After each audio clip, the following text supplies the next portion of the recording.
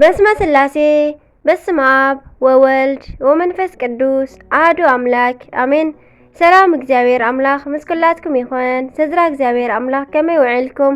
አነ እግዚአብሔር ይመስገን። ክብሪ ይስፋሕ መድኃኔ ዓለም አቦይ ልዑል እግዚአብሔር አምላኽና ክሳብ ሰዓት እዚኣ ብጸጋን ብጥዕናን ስለ ዘጽንሐናን ዝዓቀበናን ክብርን ምስጋናን አምልኮን ውዳሴን ንዘላለም ንዕዩ ኩኖ ከምኡውን ነታረርህት ህሊና ቅድስተ ቅዱሳን ንጽሕተ ንጹሓን ዝኾነት ወላዲተ አምላኽ ወላዲተ ቃል ዝኾነት ቅድስቲ ኪዳነ ምሕረት አደይ ቅዱስ ወዳ ብዛሃባ ክብርን ምስጋናን ውዳሴን ይብጽሓያ። ከምኡውን ንኹሎም ቅዱሳና እግዚአብሔር አምላኽ ብዝሃቦም ጸጋ ብዝሃቦም ቃል ኪዳን ከከም ማዕርጎም ክብርን ምስጋናን ንዘላለም ንዕኦም ይኹን አሜን። 26 ሰነ ናይ ዕለቱ ስንክሳር ድሰምዕ ዘንብብ ፍቕሪ ጎይታ ኣብ ልቡ ይዕንብብ ኣለዋን ጸሎትን ናይ ቅዱሳን ድማ ይረክብ። ዝክረ ጻድቅ ለዓለም የሉ ዝኽሪ ናይ ጻድቅ ንዓለም ይዝነብር። ካብ ኩሉ ክፉእ ዘበለ ክድሕኑ ንቅዱሳን ተማሕፀኑ አሜን። 26 ሰነ በዝለማዓንቲ ናይ ቅዱስ ገብርኤል ቅዳሴ ቤት እዩ። ኣብ ኩሉ ዓለም ዘለኹም ቅዱስ ገብርኤል ይምራሕኩም ብመስቀሉ ይዳብስኩም። እንኳዕ ናብ ዓመታዊ ክብረ በዓል ናይ ቅዱስ ገብርኤል ብሰላም ኣብጽሐና። ሎማዓንቲ ቅዳሴ ቤት እዩ። ፈጣን ተራዳእነትን አማላጅነትን ምስ ኩላትና ይኹን።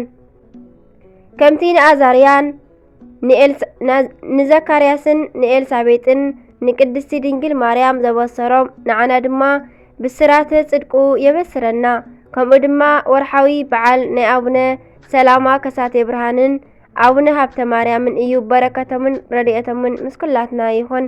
ዝተባረኸን ዝተቀደሰን መዓልቲ ይግበረልና አሜን።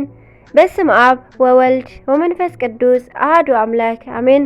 እንኳዕ ድማ ናብ ዓብይ ቅዱስ ኢያሱ ዓመታዊ ናይ ዕረፍቲ በዓል ብሰላም ኣብጽሐኩም ኣብጽሐና። ቅዱስ ኢያሱ ነቢይ ወመስፍን።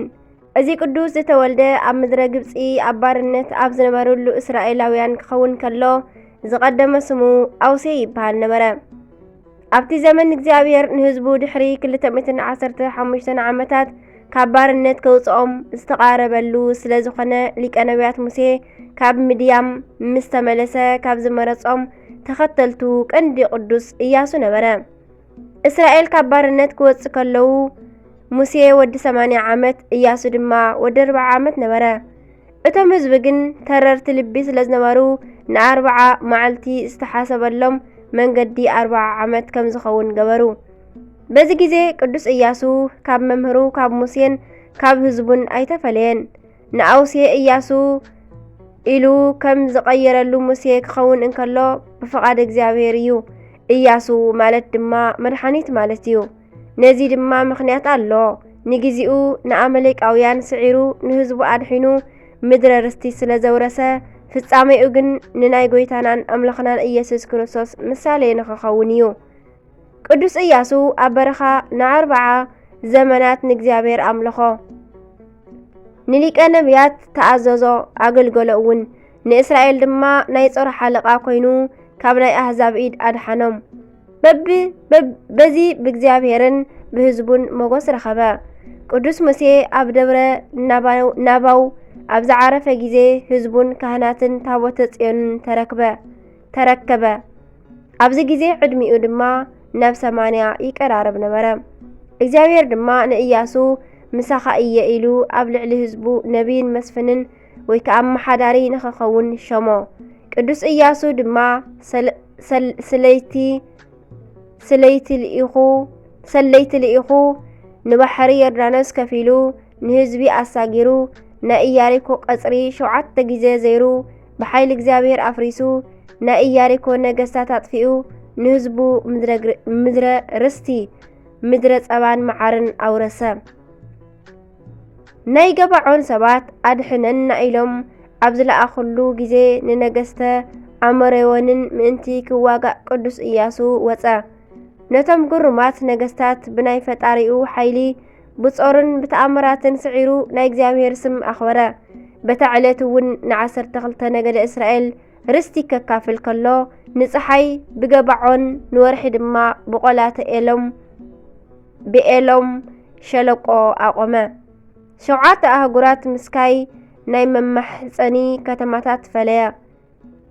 ነቢይን መስፍንን ኮይኑ ህዝቡ ን40 ዓመታት አገልገለ። ኣብ መጨረሻ ድማ ንህዝቡ ከምዚ በሎም ኣነን ቤተይን እግዚአብሔር ኢና ነምልኽ። ኣብ ናይ ኢያሱ 24 ምዕራፍ 24 ንስኹም ከ በሎም። ንሶም ድማ ንሕና እውን ከመኸ ኢና በልዎ። ነዚ ምልክት ምእንቲ ክኸውን ድማ 3 ገጽ ዘለዎ ሓወልቲ ኣብ ማእከሎም ኣቆመ። ንሳ ድማ ናይ ቅድስተ ቅዱሳን ንጽህተ ንጹሃን ድንግል ማርያም ምሳሌ እያ ዝነበረት። እቲ ሓወልቲ 3 ገጽ ዘለዋ እመቤትና እውን ብሰለስተ ወገን ብነፍሲ ብስጋ ብልቦና ድንግል እያ፣ ንጽህት እያ። ከምኡ እውን ብሰለስተ ወገን ካብ ሃልዮ ካብ ነቢብ ካብ ገቢር ሓጢአት ንጽህት እያ። ነዚ እዩ እምበኣር ኣብ ባህርያቆስ ሓወልተ ስምዕ ዘእያሱ ናይ ኢያሱ ናይ ምስክር ሓወልቲ ንስኺ ኢኺ ክብል ዘመስገና። ዓቢ ነቢ ኢያሱ ካብ ግብፂ ካብ ዝወጸሉ ኣብ 80 ዓመታት ካብ ዝውለድ ድማ ኣብ 120 ዓመቱ መጽሓፍ ቅዱስ ኣብ 110 ዓመቱ ይብል። ኣብ ማእኸል ወገናቱ ዓሪፉ ኣብ ናይ ያዕቆብ መቃብር ተቐበረ። እስራኤል ድማ ን30 መዓልቲ በኸይሉ። ብፈታዊኡ ብናይ ኢያሱ ኢድ ናይ ኣህዛብ ቀጽሪ ዘፍረሰ እግዚአብሔር ናትና ናይ ሓጢአትና ጎቦ ድማ ብናይ ፈተውቱ ኣማላድነት የፍስሰልና የርሕቐልና። ኣሜን። ካብ ናይ ቅዱስ ነቢ ኢያሱ በረኸትን ካብ ናይ ቅዱስ ገብርኤል ካብ ናይ ኣባ ኣቡነ ኢየሱስ ሞዓ ኣቡነ ሃብተ ማርያም ኣቡነ ሰላማ ከሳቴ ብርሃን በረኸት ድማ የሳትፈና። ኣሜን።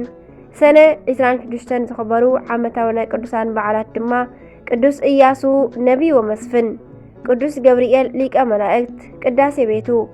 ወርሓዊ በዓላት ድማ ቅዱስ ቶማስ ሐዋርያ፣ ኣቡነ ሃብተ ማርያም ጻድቅ፣ ኣቡነ ኢየሱስ ሞዓ ዝሃይቅ፣ ቅዱሳን ሰማዕታተ ናግራን፣ ኣቡነ ሰላማ ከሳቴ ብርሃን። ኣሜን። ሕጂ ከዓ ንእግዚአብሔር ፍርሕዎ፣ ብፍጽምናን ብእምነትን አገልግልዎ። ነቶም ኣብ ክንየው ርባን ኣብ ግብፅን ኣቦታትኩም ዘገልግልዎም ዝነበሩ ኣማልኽቲ ኣግልስዎም፣ ንእግዚአብሔር ድማ አገልግልዎ።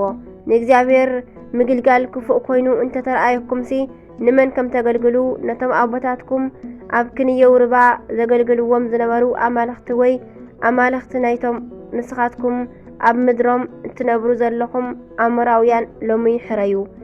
ኣነን ቤተይን ግና ንእግዚአብሔር ኢና እነገልግል። ኣብ ኢያሱ ምዕራፍ 24 ኣብ ፍቕዲ 14 ንረኽቦ። ኣሜን።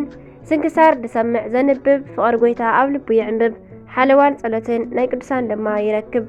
ኣሜን። ዝወደቐ ዝነጠበ ኩሉ ቃል ኮነ ፊደል ዜማ ብኣፈ ቅዱሳን ትጓል መላእክት ይተኣረመለ። ወስብሐት ለእግዚአብሔር ወለወላዲቱ ድንግል ወለመስቀሉ ክቡር። አሜን አሜን ለይኩን።